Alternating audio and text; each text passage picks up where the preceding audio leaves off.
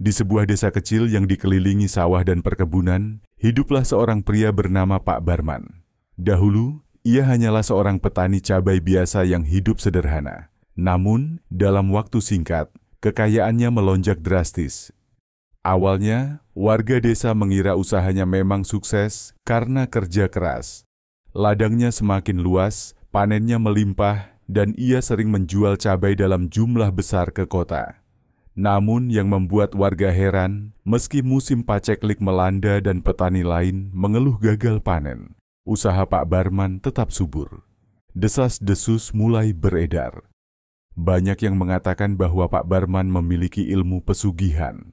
Tetapi, tidak ada yang bisa membuktikan kebenarannya, hingga suatu malam, seorang pemuda bernama Darman memutuskan untuk menyelidikinya. Darman sering mendengar cerita bahwa pesugihan babi ngepet membutuhkan ritual khusus. Pada malam tertentu, pemilik pesugihan akan mengenakan jubah hitam, menyalakan dupa, dan mengirim roh babi jadi-jadian untuk mencuri uang dari rumah-rumah warga. Sang pemilik harus menjaga lilin yang menyala. Jika api lilin berkedip tak menentu, itu tanda babi ngepet sedang dalam bahaya. Malam itu Darman bersama beberapa warga bersembunyi di balik semak-semak dekat rumah Pak Barman. Benar saja, mereka melihat sosok hitam keluar dari rumah itu dan berubah menjadi babi besar. Dengan cekatan, babi tersebut melesat menuju desa, menghilang dalam kegelapan malam. Tak ingin membiarkan kejadian ini terus berlanjut, warga segera bergerak. Beberapa orang bergegas ke rumah Pak Barman, sementara yang lain mengejar babi ngepet itu dengan membawa obor dan bambu runcing. Saat mereka mendobrak pintu rumah Pak Barman, mereka melihatnya sedang duduk di depan lilin yang mulai berkedip-kedip tak menentu. Wajahnya pucat, keringat mengalir deras. "Pak Barman, kami tahu semua perbuatanmu," teriak seorang warga. Pak Barman terkejut dan panik. Tanpa berkata apa-apa, ia berlari ke belakang rumah, mencoba melarikan diri. Namun, warga yang sudah bersiap berhasil menangkapnya. Saat itu juga, babi ngepet yang dikejar warga tiba-tiba menghilang dalam kepulan asap hitam. Sejak malam itu, kekayaan Pak Barman perlahan menghilang. Ladangnya kering, panennya gagal, dan uangnya seakan lenyap tanpa jejak. Tak lama setelah kejadian itu, ia menghilang dari desa tanpa ada yang tahu kemana perginya. Warga pun kembali hidup dengan tenang, percaya bahwa keadilan telah ditegakkan. Namun, cerita tentang Pak Barman dan pesugihan babi ngepetnya tetap menjadi kisah yang diceritakan turun-temurun sebagai peringatan. Kekayaan yang diperoleh dengan cara kotor tidak akan bertahan lama. Sejak kejadian itu, rumah Pak Barman dibiarkan kosong. Tak ada yang berani mendekatinya, apalagi menempatinya. Warga desa percaya bahwa tempat itu telah dikutuk. Beberapa orang yang penasaran pernah mencoba masuk, tetapi mereka selalu mengalami kejadian aneh, suara langkah kaki tanpa wujud, angin dingin yang berhembus tiba-tiba, atau bayangan hitam yang melintas di sudut mata mereka. Suatu malam, Darman yang masih penasaran dengan hilangnya Pak Barman memutuskan untuk menyelidiki rumah tersebut. Dengan membawa senter dan ditemani dua temannya, ia melangkah masuk ke dalam rumah yang gelap dan berdebu. Ruangan utama masih dipenuhi perabotan yang dibiarkan begitu saja, seolah pemiliknya pergi dengan tergesa-gesa. Saat mereka masuk lebih dalam, mereka menemukan sesuatu yang aneh di salah satu ruangan. Di lantai, ada lingkaran ritual yang samar-samar terlihat dengan sisa-sisa lilin hitam yang sudah mencair. Dinding ruangan itu dipenuhi coretan simbol-simbol yang tidak mereka mengerti. Tiba-tiba, suara geraman pelan terdengar dari sudut ruangan. Senter Darman bergetar di tangannya saat ia mengarahkannya ke sudut itu. Yang mereka lihat membuat darah mereka berdesir. Seekor babi hitam dengan mata merah menyala berdiri di sana, menatap mereka tanpa bergerak. "Darman, kita pergi sekarang," bisik salah satu temannya dengan suara gemetar. Namun sebelum mereka bisa bergerak, babi hitam itu mulai melangkah maju. Langkahnya pelan, tetapi setiap gerakannya terasa mengancam. Bau anyir menyebar di udara, membuat mereka semakin sulit bernapas. Darman mencoba mundur, tetapi tiba-tiba senter di tangannya mati. Ruangan itu tenggelam dalam kegelapan. Dalam sekejap, terdengar suara langkah cepat dan napas berat mendekat. Teman-temannya berteriak, lalu semuanya menjadi hening. Ketika Darman membuka matanya, ia sudah berada di luar rumah, terbaring di tanah dengan tubuh gemetar. Teman-temannya juga ada di sana. Wajah mereka pucat, seperti baru melihat sesuatu yang tak bisa dijelaskan. Namun ada satu hal yang membuat Darman merinding. Rumah itu tidak lagi kosong. Dari balik jendela yang gelap, ia bisa melihat bayangan seseorang berdiri, mengawasinya dalam diam. Dan di kejauhan terdengar suara geraman pelan yang seolah berbisik di telinganya. Aku belum pergi. Sejak malam itu Darman dan teman-temannya tidak pernah lagi mendekati rumah Pak Barman. Mereka mencoba melupakan kejadian menyeramkan itu, tapi perasaan tidak nyaman terus menghantui mereka. Setiap malam mereka merasa diawasi, seolah ada sesuatu yang mengikuti mereka dari balik kegelapan. Suatu hari, seorang dukun tua bernama Mbah Suryo datang ke desa. Mendengar kabar tentang rumah Pak Barman, ia menawarkan diri untuk membantu. Ada sesuatu yang belum selesai di sana, ujar Mbah Suryo dengan suara dalam. Jika tidak dihentikan, bisa membawa bencana bagi seluruh desa. Warga yang masih trauma dengan kejadian sebelumnya akhirnya setuju untuk melakukan ritual pembersihan. Malam harinya mereka berkumpul di depan rumah Pak Barman, membawa obor dan sesaji. Mbah Suryo mulai membaca mantra, suaranya bergema di tengah malam yang sunyi. Saat ritual berlangsung, angin kencang tiba-tiba berhembus, membuat api obor berkedip tak menentu. Dari dalam rumah terdengar suara mencakar dan geraman keras. Kemudian pintu rumah yang tertutup rapat terbuka sendiri, menampakkan ruangan gelap di dalamnya. Darman yang berdiri di dekat Mbah Suryo menelan ludah. Jantungnya berdegup kencang saat melihat bayangan hitam mulai bergerak di dalam rumah. Perlahan, sesosok babi hitam besar dengan mata merah keluar dari kegelapan. Tapi kali ini ada sesuatu yang berbeda. Di belakang babi itu berdiri sosok yang lebih menyeramkan, Pak Barman. Namun, wajahnya tidak seperti manusia lagi. Kulitnya pucat, matanya kosong, dan tubuhnya tampak membusuk.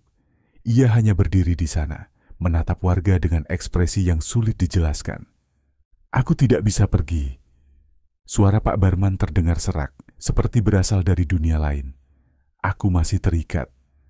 Aku masih harus membayarnya. Mbah Suryo segera menyebarkan garam dan membakar kemenyan.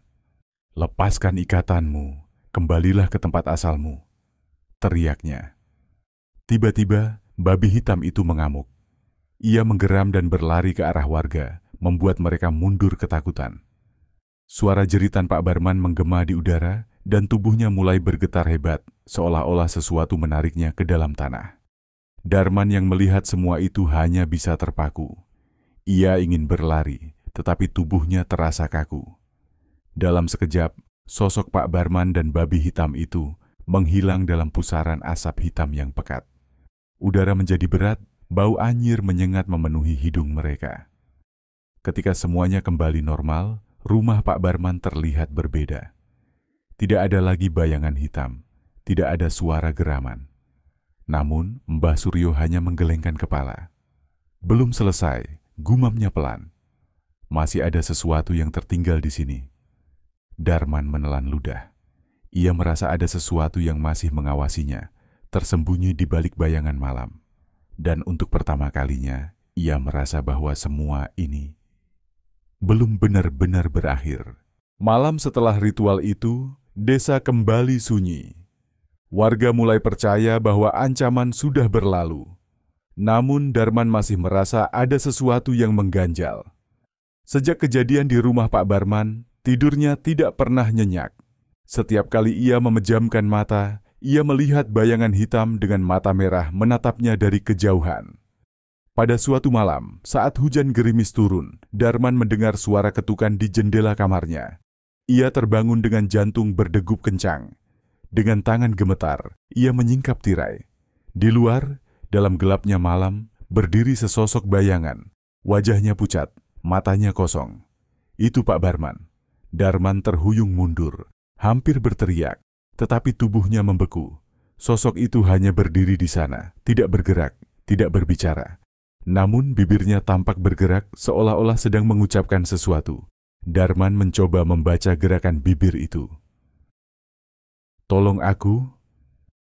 Tiba-tiba, angin kencang bertiup, membuat jendela bergetar keras. Dalam sekejap, sosok Pak Barman menghilang, hanya meninggalkan embun berbentuk jejak tangan di kaca jendela. Keesokan paginya, Darman menemui Mbah Suryo. "Mbah, dia datang lagi, Pak Barman. Dia minta tolong." Mbah Suryo menghela napas panjang. "Aku sudah menduganya. Arwahnya masih terikat. Ada sesuatu yang belum selesai." Darman menatap lelaki tua itu dengan cemas. "Apa yang harus kita lakukan?" Mbah Suryo menggenggam tasbih kayunya. Matanya menerawang jauh. "Kita harus mencari akar masalahnya. Jika Pak Barman terikat dengan pesugihan, maka pasti ada perjanjian yang belum lunas." Mereka memutuskan untuk kembali ke rumah Pak Barman pada malam hari, kali ini dengan persiapan lebih matang. Beberapa warga ikut menemani, membawa obor dan perlengkapan ritual. Saat mereka tiba, suasana terasa lebih gelap dari biasanya. Udara di sekitar rumah itu dingin, jauh lebih dingin daripada bagian desa lainnya. Saat Mbah Suryo mulai membaca doa, suara-suara aneh mulai terdengar. Bisikan lirih yang datang entah dari mana. Tiba-tiba, salah satu warga berteriak sambil menunjuk ke dalam rumah. Di tengah ruangan, ada sesuatu yang muncul dari lantai tanah. Sebuah batu hitam besar, dengan tulisan kuno yang samar-samar bercahaya. Ini adalah tempat tumbalnya," seru Mbah Suryo. Sebelum mereka bisa mendekat, tanah di sekitar batu itu mulai bergetar. Dari kegelapan, terdengar suara geraman berat, lebih dalam dan mengancam daripada sebelumnya. Dan kemudian sosok itu muncul. Bukan hanya babi ngepet biasa. Kali ini wujudnya jauh lebih besar. Matanya merah menyala, tubuhnya mengeluarkan asap hitam, dan dari mulutnya menetes cairan pekat berbau busuk. Pak Barman tidak lagi sendiri. Ia telah menjadi bagian dari kegelapan itu. Warga yang menyaksikan makhluk itu langsung mundur ketakutan. Babi hitam raksasa itu menggeram dengan suara menggelegar, membuat tanah bergetar seolah ada sesuatu yang hendak keluar dari perut bumi. Dari balik asap hitam yang mengelilinginya, samar-samar terlihat bayangan Pak Barman. Wajahnya penuh penderitaan, matanya kosong, dan tubuhnya seolah menyatu dengan makhluk itu. Mbah Suryo memperketat genggaman tasbihnya. "Ini bukan lagi hanya arwah penasaran," katanya tegas. "Pak Barman telah menjadi bagian dari perjanjian hitam itu. Jika kita tidak menghentikannya sekarang, ia akan terus menghantui desa." Darman menelan ludah. "Tapi bagaimana caranya, Mbah? Makhluk itu terlalu kuat." Mbah Suryo segera menaburkan garam di sekeliling mereka sebagai perlindungan. "Kita harus menghancurkan batu hitam itu. Itu adalah akar dari kutukan ini." Namun sebelum mereka bisa bergerak, babi hitam raksasa itu melompat ke arah mereka dengan kecepatan yang tak terduga. Warga berteriak panik, berlarian mencari tempat berlindung. Salah satu pemuda yang mencoba melawan dengan bambu runcing malah terpental beberapa meter, tubuhnya menghantam dinding rumah dengan keras. Darman, yang berada paling dekat dengan batu hitam, tahu bahwa ia harus bertindak cepat. Dengan tangan gemetar, ia mengambil kapak yang dibawa seorang warga dan berlari ke arah batu itu. "Aku akan menghancurkannya," teriaknya. Namun sebelum kapaknya bisa mengenai batu, suara Pak Barman bergema di udara. "Jangan, aku tidak bisa pergi." Darman menghentikan gerakannya sesaat. Matanya bertemu dengan sosok Pak Barman yang muncul di balik asap hitam. Wajahnya penuh penderitaan, seperti sedang berjuang melawan sesuatu yang lebih besar dari dirinya sendiri. "Aku sudah memberikan semuanya. Jika kau menghancurkan batu itu, Mereka akan datang mencariku." Mbah Suryo berteriak, "Jangan dengarkan dia, Darman. Itu bukan lagi Pak Barman yang kita kenal. Hancurkan sekarang juga." Tapi sebelum Darman bisa mengayunkan kapaknya, sesuatu keluar dari dalam tanah. Tangan-tangan hitam berbentuk bayangan yang bergerak cepat, mencoba meraihnya. Salah satu tangan itu mencengkeram kakinya, menariknya ke bawah. Darman berusaha melepaskan diri, tapi semakin ia melawan, semakin kuat cengkeraman itu. Warga hanya bisa menatap dengan ngeri. Mbah Suryo segera merapal doa, menaburkan garam ke arah tangan-tangan hitam itu. Seperti tersiram air mendidih, mereka mengejang dan melepaskan Darman. "Sekarang, hancurkan!" teriak Mbah Suryo. Darman tidak ragu lagi. Dengan seluruh tenaganya, ia mengayunkan kapaknya ke batu hitam. Begitu kapak itu menghantam permukaannya, terdengar suara jeritan panjang yang bukan berasal dari dunia ini. Udara seketika menjadi berat, angin berputar liar, dan tanah di sekitar mereka mulai retak. Babi hitam raksasa itu mengerang kesakitan. Tubuhnya bergetar hebat, lalu perlahan mulai terkoyak menjadi serpihan bayangan hitam yang beterbangan. Pak Barman menjerit.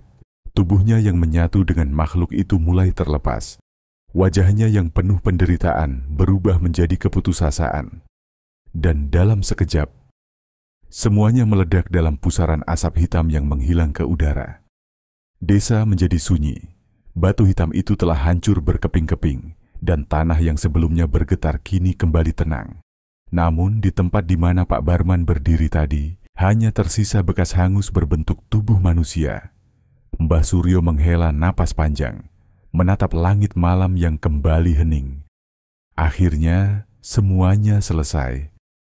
Tapi Darman tidak yakin. Saat ia menatap bekas hangus itu, ia merasa seolah sesuatu masih ada di sana, mengawasinya. Menunggu. Malam itu, meski semuanya tampak kembali normal, Darman tidak bisa menghilangkan perasaan bahwa sesuatu masih belum selesai. Desa menjadi lebih sunyi dari biasanya, seolah semua orang masih takut berbicara tentang apa yang telah terjadi. Namun satu hal yang aneh mulai terjadi. Beberapa warga mengaku mendengar suara langkah-langkah berat di malam hari, seperti sesuatu yang berjalan di sekitar rumah mereka. Ada yang melihat bayangan hitam melintas di ladang, bergerak cepat di antara pepohonan. Darman sendiri mulai mengalami mimpi aneh. Dalam tidurnya, ia selalu berada di ladang cabai Pak Barman, tapi ladang itu tidak seperti biasanya. Tanahnya hitam, langit di atasnya merah gelap, dan di kejauhan ada sosok Pak Barman yang berdiri diam, menatapnya. Dalam mimpi itu, Pak Barman tidak mengatakan apa-apa. Hanya matanya yang berbicara, mata yang penuh ketakutan, seolah masih terperangkap dalam sesuatu yang lebih besar dari dirinya. Mbah Suryo mulai curiga bahwa meskipun batu hitam telah dihancurkan, perjanjian yang dibuat Pak Barman belum sepenuhnya berakhir. Sesuatu masih menahannya, gumam Mbah Suryo saat Darman menceritakan tentang mimpi-mimpinya. Mungkin ada sesuatu yang belum kita ketahui. Atau mungkin seseorang belum selesai membayar. Kata-kata itu membuat bulu kuduk Darman meremang. Apa maksud Mbah? Bukankah semuanya sudah berakhir? Mbah Suryo menggeleng. Kalau benar sudah berakhir, seharusnya arwah Pak Barman sudah tenang. Tapi kalau dia masih muncul dalam mimpi, berarti dia masih mencari jalan keluar. Darman mulai mencari tahu lebih dalam. Ia kembali ke rumah Pak Barman, meskipun rasa takut masih menghantuinya. Saat memasuki rumah yang gelap dan berdebu itu, ia menemukan sesuatu yang sebelumnya luput dari perhatian mereka. Di balik lemari tua yang nyaris roboh, ada sebuah kotak kayu kecil. Saat ia membukanya, di dalamnya terdapat secarik kertas berisi tulisan tangan Pak Barman. Jika aku gagal, mereka akan datang untuk mengambil lebih banyak. Aku harus membayar. Atau seseorang harus menggantikanku. Darman merasa darahnya membeku. Siapa yang akan menggantikan Pak Barman? Apakah perjanjian itu masih berlanjut? Saat itulah ia merasakan sesuatu yang dingin merayap di punggungnya, dan dari sudut ruangan yang gelap terdengar suara napas berat. Darman tidak sendirian. Darman menelan ludah, tubuhnya kaku. Napas berat itu terdengar semakin dekat, bergema di sudut ruangan yang gelap. Ia perlahan menoleh, berharap bahwa itu hanyalah perasaannya saja. Tapi saat senter di tangannya bergetar, cahayanya menangkap sesuatu yang membuatnya membeku. Di sana berdiri sosok tinggi dengan tubuh kurus kering, kulitnya hitam pekat seperti arang, matanya merah menyala. Makhluk itu tidak bergerak, hanya menatap Darman dengan tatapan yang tidak bisa dijelaskan. Bukan marah, bukan juga ramah, tetapi menuntut sesuatu. Darman mundur perlahan, menggenggam kertas di tangannya erat-erat. Apa? Apa kau yang membuat perjanjian dengan Pak Barman? Suaranya nyaris tidak terdengar. Makhluk itu tidak menjawab. Tapi dari mulutnya yang retak, terdengar suara gemeretak seperti kayu terbakar. Suara itu semakin keras, memenuhi ruangan, membuat dada Darman terasa sesak. Kemudian, makhluk itu mengangkat tangannya yang panjang dan kurus. Dari kegelapan, muncul bayangan-bayangan lain, siluet hitam tanpa wajah, melayang-layang di udara seperti kabut pekat.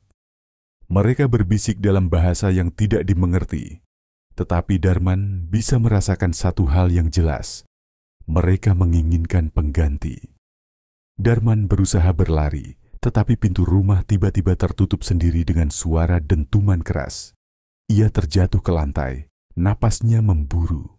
Dalam kepanikan, ia merogoh sakunya, mencari sesuatu yang bisa digunakan untuk melindungi dirinya. Tangannya menemukan sejumput garam yang diberikan Mbah Suryo sebelumnya. Tanpa berpikir panjang, ia melemparkan garam itu ke arah makhluk hitam.